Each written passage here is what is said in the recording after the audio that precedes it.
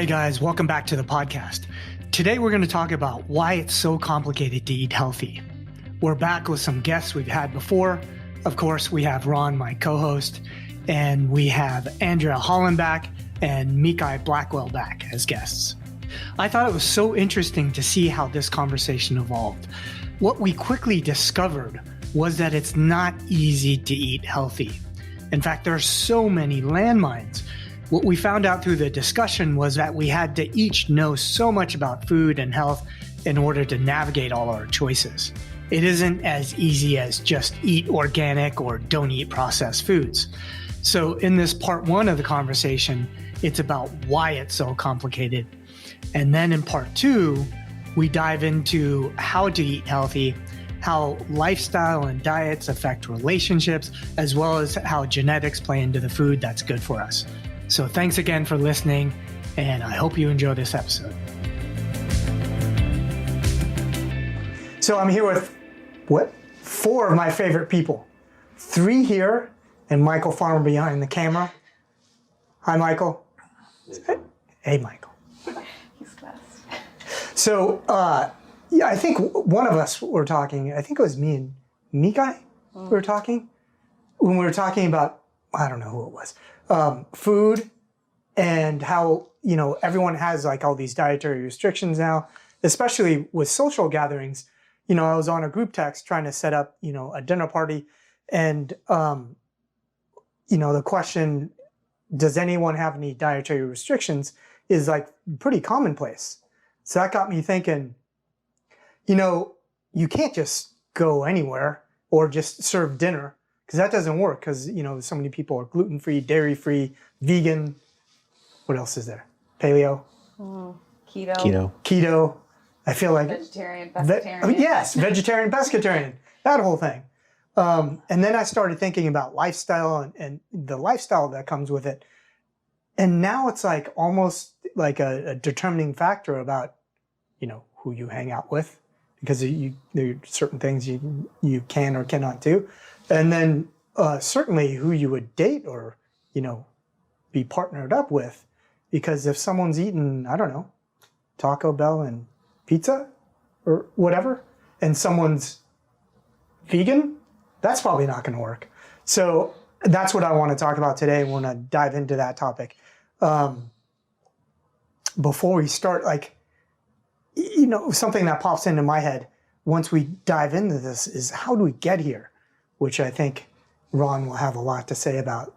Like, how did we end up here where there's so many dietary restrictions?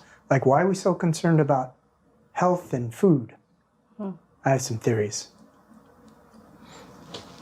Yeah. I think it's all theories is the whole problem. This goes all the way back to whenever the government started doing its food pyramid, right? And right. And saying you need so many vegetables and so much meat and so much, whatever. And over time, like when I was a kid, that seemed really important. Like, and that it was like official science, like backing all that. And now, especially over the last 5 or 6 years, that's come out to be really just food lobbies controlling that. Right. Right. And the sugar industry is the big scandal that still is starting to break, but it still hasn't fully broken, like the tobacco industry broke, 15 years ago or whatever. Right. But that feels like that's coming soon. And it hasn't been fat all along. It's really been sugar that actually is killing us. But the fat lobby doesn't have a very powerful lobby. And so fat gets blamed for the health issues, stuff like that. And so it's even at the government level. It's not your typical, whatever thing that flows through whatever the fat is that flows through a population at any given time.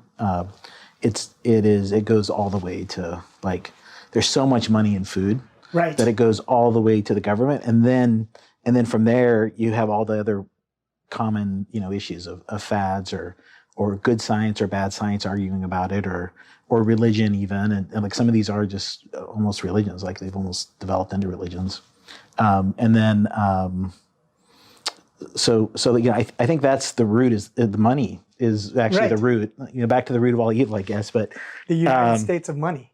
and then legitimately, people care about their health and dying is also really important. And you want to live as long as possible, and so you're highly motivated to try to figure out like how to do that, right? Okay, so when did that food pyramid come out? Was that in the? I don't know. I bet Someone Google that. yeah. I would guess 60s or 70s. Yeah. For sure. I remember as a kid in the 70s, it was, Right. fed with us, like we'd learn about it in school, and there was TV commercials about it. And, when the government still ran, better if you know kind of commercials and stuff or whatever. So that's The at more least 50 years. Yeah. That the government and big companies, commerce, has been dictating what we eat. What? 74. 74. 1974. Yeah. Okay, so almost 50 years.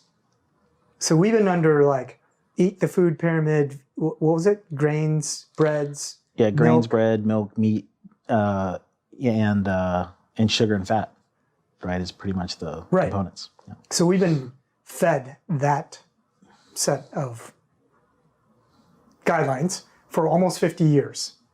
And now we're seeing the impact of it. Yeah. And not only that, like I think the trend continued.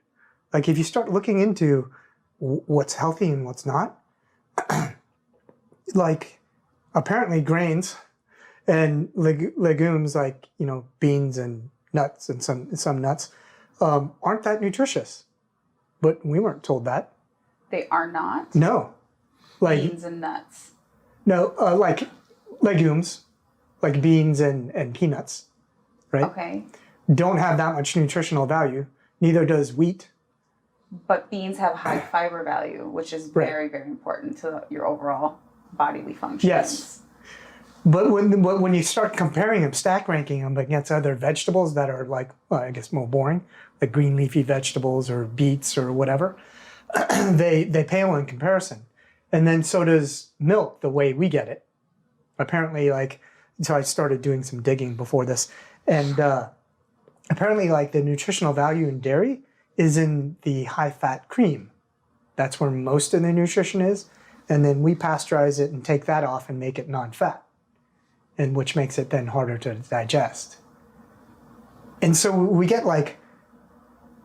all these mistruths, and we eat grains, and then we give the grains to the animals, and then the animals are less nutritious.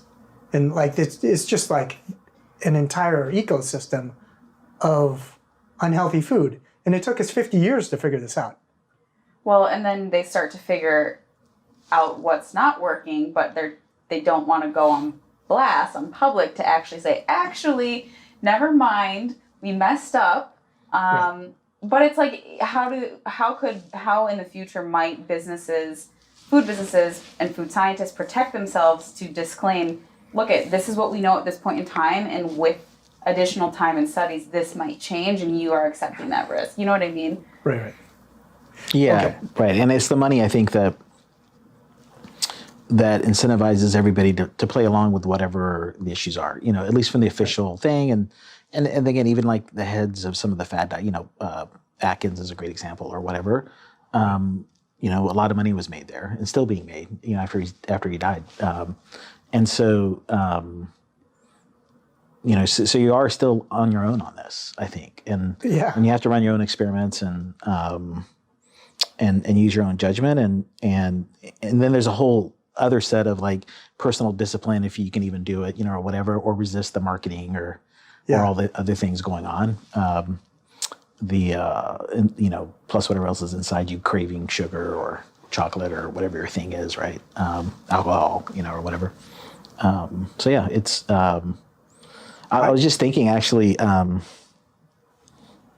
just correcting the history a little bit. I think this probably got really bad, and I bet there were food fads throughout history, but Kellogg in the early 1900s. Corn syrup, huh? Yeah, with cereals and then HFCs, because he wanted to sell more grains, and then he had a whole health sanatorium and program you could go through, and He had something crazy. I read an article about this. I need to find it. I don't remember the facts, so don't quote me, but something about the grains, and it related to something like men's sexual functioning or Yeah, something. And that's why, did you read this? No, it sounds familiar. But I'll have to look it up, but it was really fascinating. So ultimately his whole goal was not like, it was a control thing. Like it was very interesting.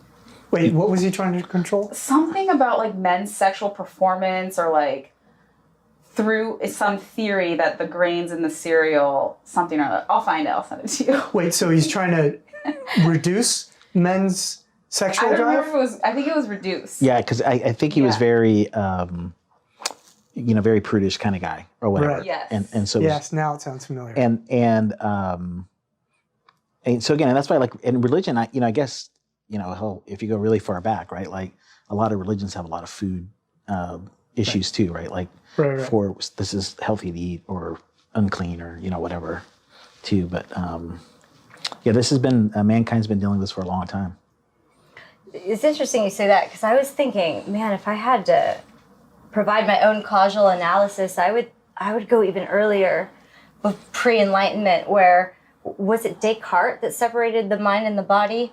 Because if we were in touch with our body and thought of it as an intelligence machine and really paid attention to signals after eating, and then we would know very quickly, wow, high fructose corn syrup, I spike and then I crash. Even if you're not diabetic, you will experience a little bit of that insulin spike, and it doesn't feel good. It's not sustained energy. It doesn't make your thinking clear. And if we were dialed in or trained in our culture, encouraged in our culture to be dialed into such things, to honor the intelligence that isn't just the head, but also the body, it's the way that it feels and the way that it responds and reacts, then perhaps we would have had been able to self-correct sooner. Okay, so that begs the question, what country did figure this out? I don't know what country you mean figured out, like... Well, avoided the trap that Americans fell into. I don't know if it's not a specific country, but there's the Blue Zones. Have you heard of Dan Buettner's The Blue Zones? Right. So there are certain zones all over the world. Like there's a zone in Japan. There's actually a zone in California. And some other places where they have sustained eating predominantly whole food, plant-based diets with a little bit of meat, a little bit of fish, a little bit of olive oil. But they also mix in movement. They're doing physical labor, where today we just sit at a computer. So it's not just what you're putting in your body, it's also what you're doing with your body. But they stayed into the whole food, generally predominantly plant-based, legumes, nuts, seeds, and all that. And those people in those blue zones live the longest. So were they not subjected to marketing, like mass marketing of products? I think a lot of them maybe not, because they were in a mountain in Greece or or in Japan, or whatever, right, island in Japan or whatever. And so part of it is, I think Coca-Cola never got a machine there, I think the U.S. ranks last in industrialized nations for health. I mean, I can speak to Northern California because I spent 10 days with Dr. Nedley up in Loma Linda, and there is no television. There's live instruments. When you go to work with him, you check your cell phone in first thing at the front door, no blue light. Everyone hikes, everyone farms, a lot of fresh vegan food, but also huge emphasis on group singing, group games, community, eating at the same table, eating together, which good for your nervous system. You take your time, you're having a conversation, you're more likely to chew until the food is almost liquid. That's very good for your digestion. That's how digestion is supposed to work. With tons, saliva serves a function and balances pH down the digestive tract. All of that, very big. So here in LA, it sounds like we are trying to undo all the bad habits that we've acquired, like eating standing up, which now I've inadvertently taught my son to do. And so I'm like, okay, we got to sit down and eat. We slow down, we eat better foods, organic, because we're rushed and we're always in front of computers and not getting any physical movement or very little. So I think that's how we ended up with like all this crazy, like organic and then whatever diet and not eating dairy and gluten. I mean, the Blue Zones don't have to worry about that, do they? Worry about what specifically? Well, whatever dairy. new diets. They're just eating. Yeah, they're just eating what they have. Yeah, they're eating local or close to local, right? They might eat fish out of the ocean, but that probably came from a guy who wheeled a boat up to the Right. to the dock or whatever. Yeah. Yeah, I think, yeah, and I do think it's important, you know, I've lived in a lot of places, and California is, it's not unique in the U.S., but it is pretty special in terms of there's a lot more thinking about this topic than like if you go to Alabama. Or actually, even if you hop over to Vegas. You know, I tried to go vegan about this time last year. I was like, I'm going to try vegan for a week. And for whatever reason, that was the week we had a conference in Vegas, and I didn't line it up, but I was like, I'm going to stick with it. And I almost died in Vegas because the only vegan things I could find were like sweet. It was just like, so by day 4, I was like, I think I'm going to die of diabetes before I leave Vegas. And that's only, and I just didn't assume that'd be, because it's so close to California and so many Californians go there. Right. I just didn't think, you know, these big casinos have huge high-end restaurants and they have all this other stuff. And it is like really hard, unless you're in a high-end restaurant ordering specifically, at dinner, I could get an actual legit healthy vegan meal. But anything else that was open during the day was, either contaminated by cheese, was one of the, and it's all pre-built because they're serving lots of people, or just crazy sweet. Like it was really, really hard. I think that's one of the things with the Blue Zones is, because you can say, I'm vegan, but you could eat the most highly processed shit that's not good for you. But the Blue Zones, and they weren't all vegan, like they still ate some fish and some meat, but not as much as we do in America. If you think about it, they're getting their food and preparing their food in the closest to the purest state that you can find it in. It hasn't been farmed, it hasn't been fed antibiotics and all that stuff, hasn't been highly processed. And I think that's one of the most important things, is getting food that's in as whole of state as possible. Right. So I grew up healthy, right? I was like a whole part of the whole bodybuilding meathead movement. And back then, there was no talk of nutritional value. Everything was protein, fat, and carbohydrates. And this is back in the day when fat was bad. So basically, you're eating carbs and protein. And I was counting the number of grams of protein, eating absurd amounts, like maybe like 1.5 grams of protein per pound of lean body mass, which accounts to like 150 grams of protein a day. Do you know what that looks like? That's like 6 or 7 chicken breasts a day. Hard on your body, yeah.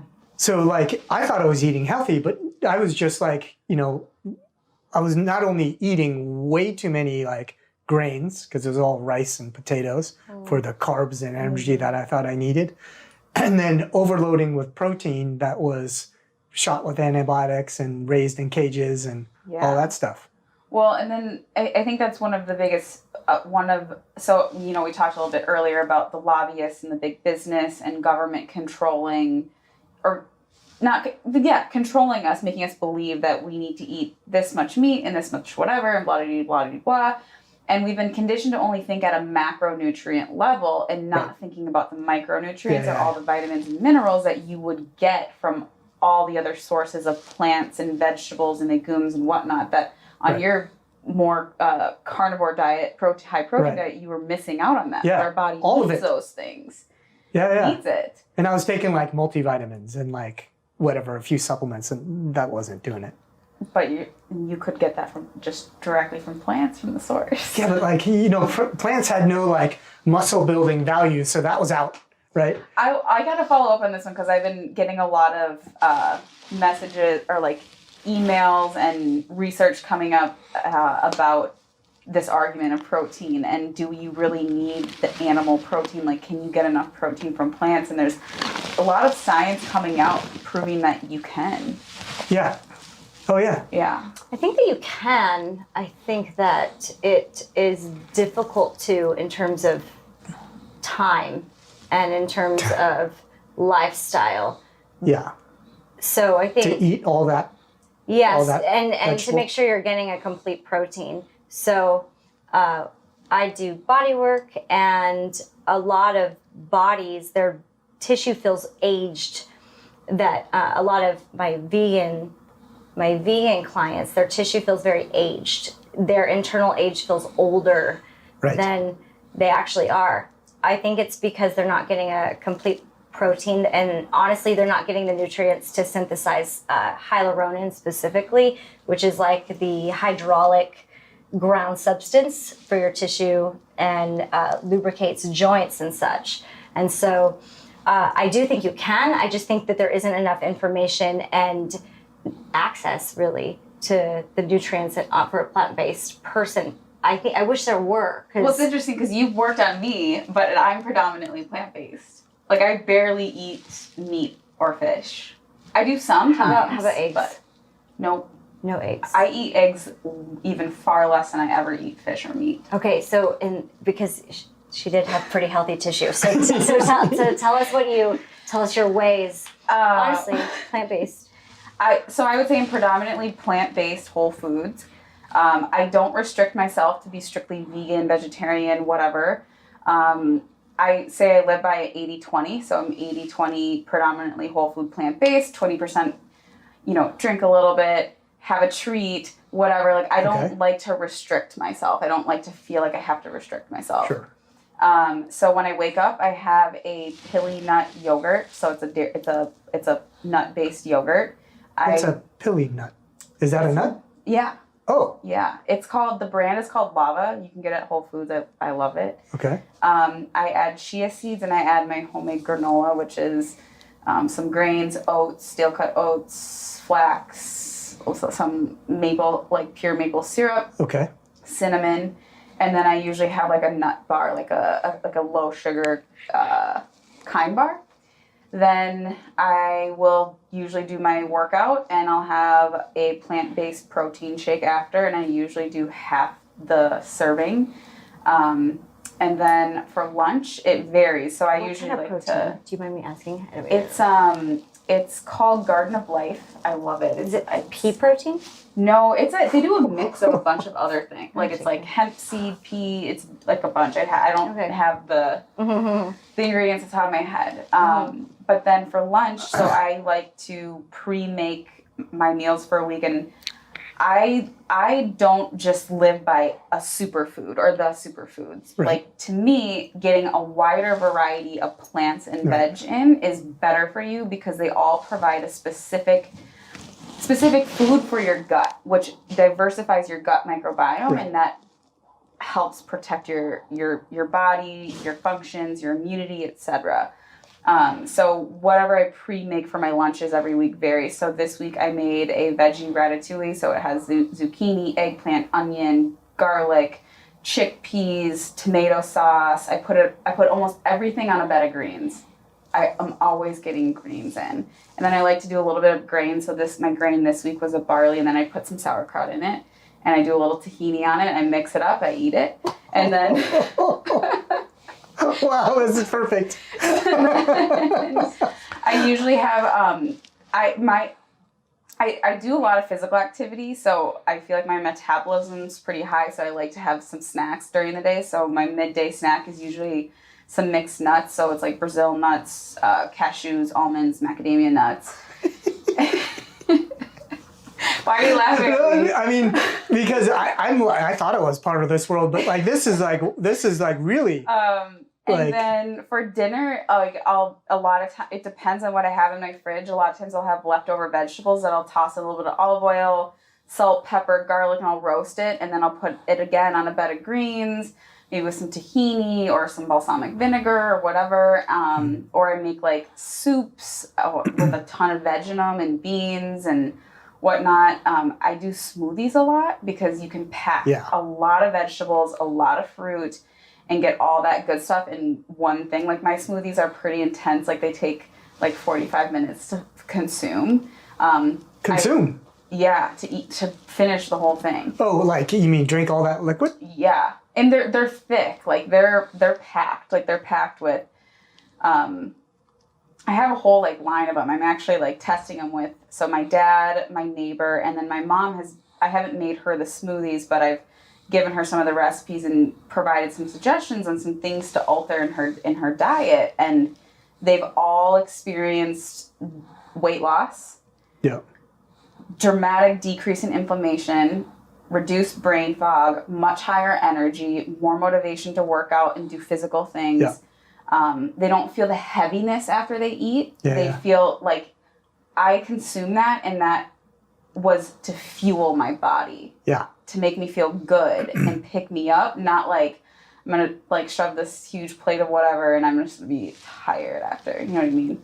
So I try to just get as many fruits and vegetables in. I'm a huge, like, greens all day. I love greens and everything. Like, I literally will turn a soup into a salad because I'll put greens in it, like spinach or kale. Yeah.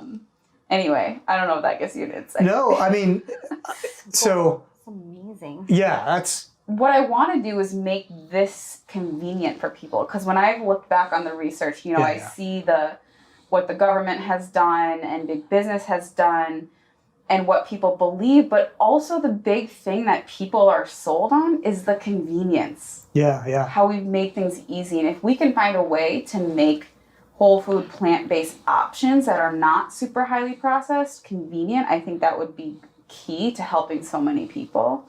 And maybe we just get a little bit more comfortable that the shelf life of things are no longer Wonder Bread, like you can sit in your shelf for 25 years, not mold. So actually, I just started that. I've never done like a diet per se. Like I've never done paleo or like whatever, all the other diets. This is the first one I've tried, and it's the Walls protocol. It's some autoimmune protocol. But there's 3 or 4 levels. I'm just starting with the basic one. And the basic one is 9 cups of fruits and vegetables a day. And then you cut out gluten, which I already done, and cut out dairy, which I couldn't do anyways. But the problem I found was chewing 9 cups of fruits and vegetables. I literally that would take like 2.5 hours or so, or 3 hours of my day to chew it. So I bought a Vitamix, and I've someone who comes and cooks me twice a week, and she makes all these shakes. Yeah. And I have these. Every time she's there right now. When she leaves tonight, I'll have 20 jars of shakes, and I drank like 4 of them today. So that gives me probably like 5 cups of fruits and vegetables just there. And it's way more convenient, and I experienced all those things that you said people would like. Better energy, reduce inflammation. Your skin actually, since I last saw you, does look brighter, I will say. That may be something else, but it may be the juices. That may be the, what is it? What did I buy? Laser. The red light therapy. Okay. And I bought a little module for my. Well, that's the interesting thing is like overall health it's never just one thing. It's a combination of things. So it takes time to build it into a habitual lifestyle. But I do think that food is like 70 to 80% of the equation. What you put in your body. I do think there's genetics at play. Yes. And I think the gut biome is super important. And I think there's going to be a lot to still learn there. It's just really hard to study. And I think it can be messed up at a fairly young age because of antibiotics or whatever. And then you're kind of carrying it for your whole life until they figure out how to do gut biome transplants more reliably and better. But I do think genetics are too. I'm a pretty heavy set guy who had a lot of antibiotics as a kid because of the 70s, and my mom was from Alabama, and you just took him to the doctor, and whatever was wrong with you, they gave you antibiotics. Right. I remember in my 30s, I weighed even more. I was probably 20 pounds heavier, and I went to the doctor, and I had a little bit of chest pain or something. I forget what it was, and the exact issue, but it was related to chest pain. And he's like, oh, well, it's because, you're overweight. You're probably, putting strain on your heart, and you want us to do a bunch of tests. And we did a bunch of blood work, while I waited because he was worried about the chest pain. And my cholesterol came back really low, like almost unhealthy low, like really, really low. Mm-hmm. And he was like super surprised because like, here's this fat guy, that I was expecting to see high cholesterol, and you have like really low cholesterol. And he, so much so that he had it tested again while I was there because he thought the test was wrong, right? And it came back, same number. And he literally goes, it must be genetics. But so anyway, and that turned out just to be heartburn, or whatever was causing that was the first time I was diagnosed with, because sometimes I guess it can travel to your lung and, this part of your lung and can really feel like it's right on where your heart is or whatever. But anyways, but that really got me thinking, about that more. And then, looking across my family and my cousins and, all that kind of stuff too. And we're all from different parts of the world with different evolutionary pressures, and we're all still, as a civilization, society, whatever, we're pretty young. Like we're tens of thousands or at most hundreds of thousands of years from, if you believe in basic evolution, from monkeys, right? Yeah. And maybe 1 million at the most. And so we really, in the grand scheme of things, haven't had a lot of time to evolve to what we eat today. Yeah. Right.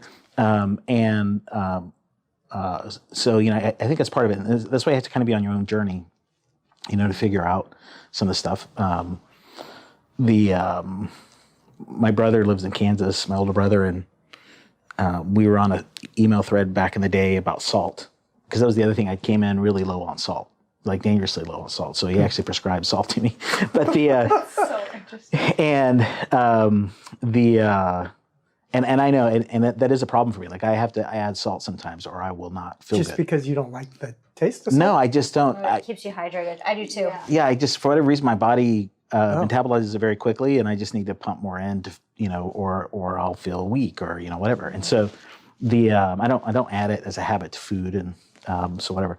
But anyways, we were talking about it, and my brother's boss is a cattleman as well as a restaurant guy. Like he's like multi-hundred millionaire kind of guy, and very Kansas wisdom-y kind of guy. And I was like, yeah, you can't trust the salt advice because I have this issue and I actually need more. And he's like, look, he goes, I never trust the government with anything, but I do know, like, I've seen cattle break through a barbed wire fence to get to a salt block. Mm-hmm. And so salt's probably not bad for animals, right? Like, and that also got me again thinking about, like, yeah, there's probably some basic common sense stuff that you could apply when you're on this journey. You don't have to wait for the science necessarily, right? Right. Well, I think that goes back to Mikai's point, really being able to listen to your body and see how it reacts to high fructose corn syrup, or to salt, or to vegetables. Yeah. Or to even the diet that Andrea was saying. I was thinking, oh gosh, it's ideal. I wish I could eat. I wish I could eat just like that, right? But I'm sensitive to oxalates, so I have to be careful with raw greens. I need my food cooked. And I know a lot of people with imbalanced microbiome, as you're saying, it's very, very extremely complicated and sophisticated trying to balance it and continue to rebalance it. I do love the supplement Saccharomyces, that probiotic.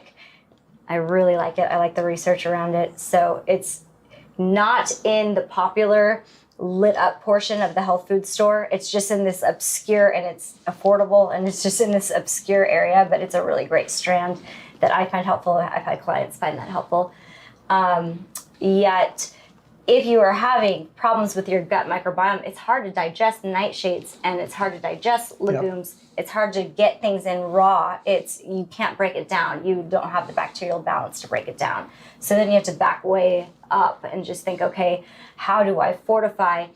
Which I know marrow of the animal does help, but also there are plant-based bone broths that can help as well. And that's where collagen craze has come in, because it helps fortify the wall and the lining of the intestine. I notice in this conversation, none of us are yet or working in the food profession, right? Soon, Andrea will be.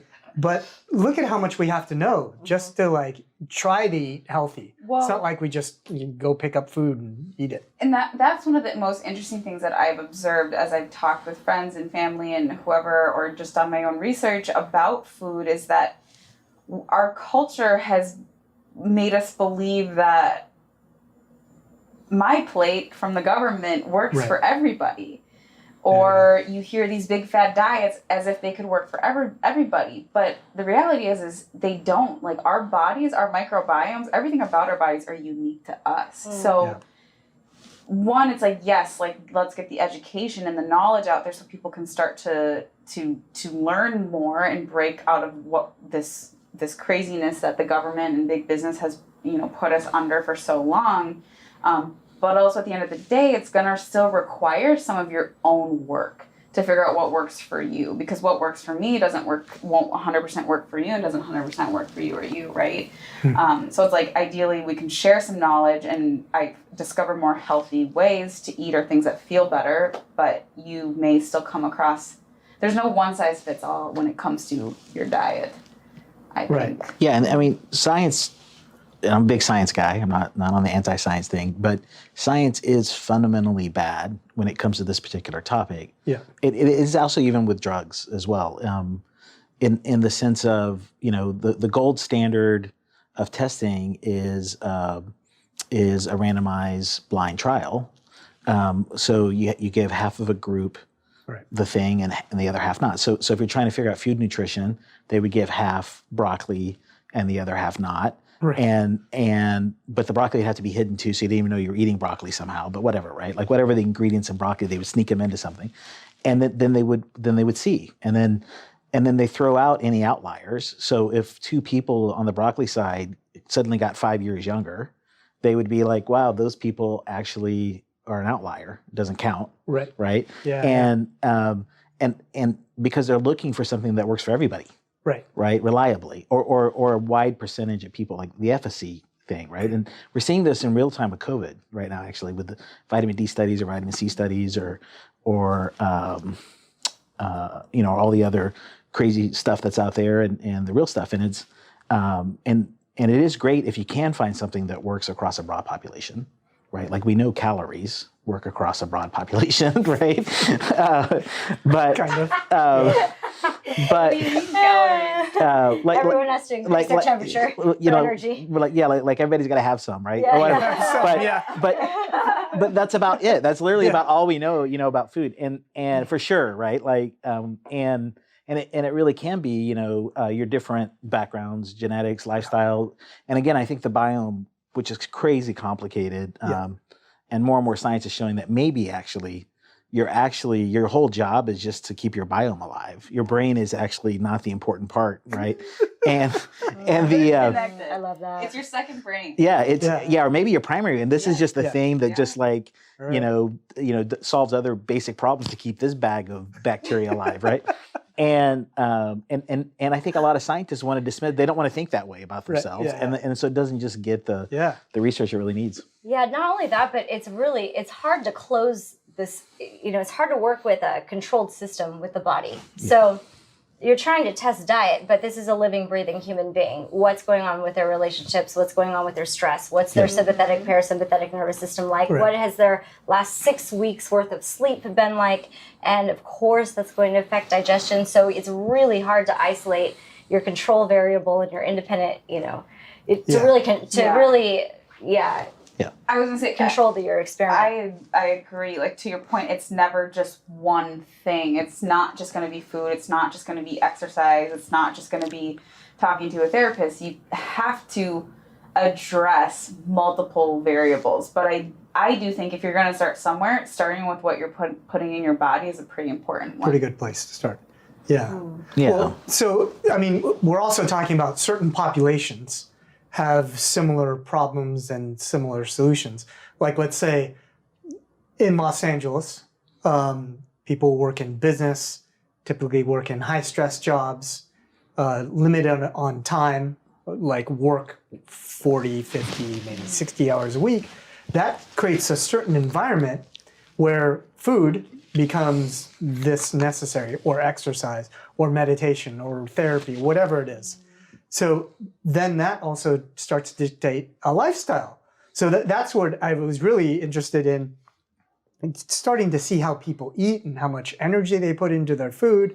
And then, I mean, it dictates a lifestyle. Like, what if, like, I don't know, you go to a kid's birthday party. Do you eat the cake? I mean, how many people don't eat the cake or don't eat the food that's there?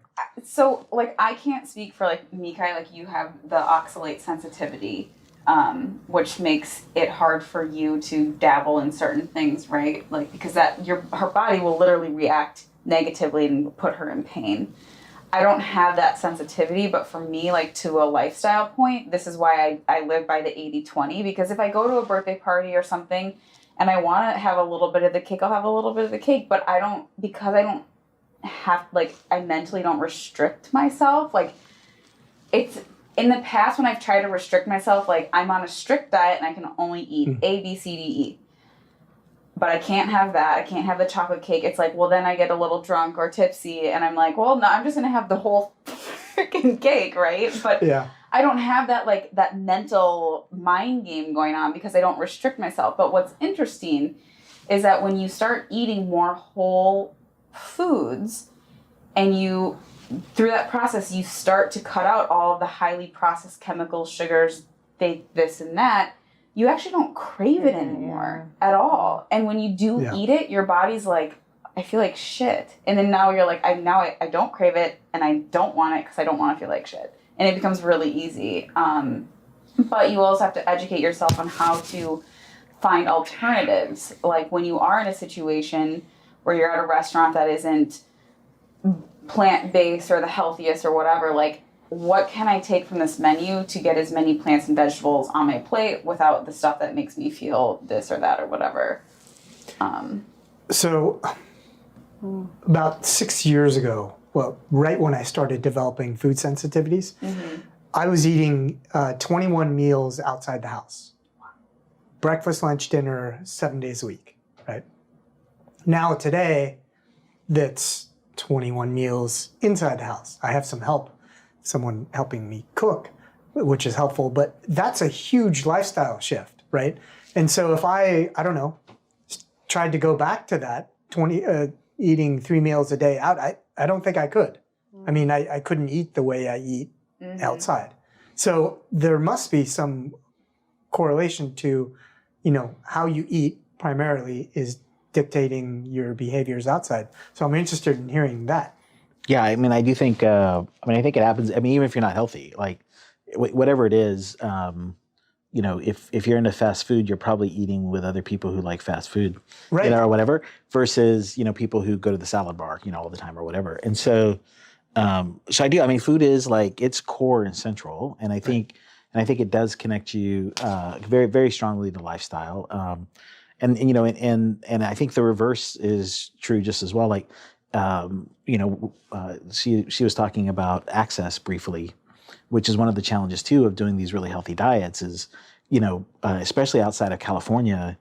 I mean, you have real food deserts where there's actually no food you can get in a mile of your house, and you don't own a car. And so, the only thing is McDonald's or whatever. But then there's also these like healthy food deserts, which are even more widespread as well. Like even if you have the money and the resources, in Alabama, it's really hard to do a vegan diet, right? Like unless you grow your own or organic vegan, diet, right? Or have it shipped to you. Yeah, right. Yeah, something like that, right? And so, and then you have an income barrier, like there's still, all those things. And so it is. So the lifestyle, it's definitely going to be strongly tied.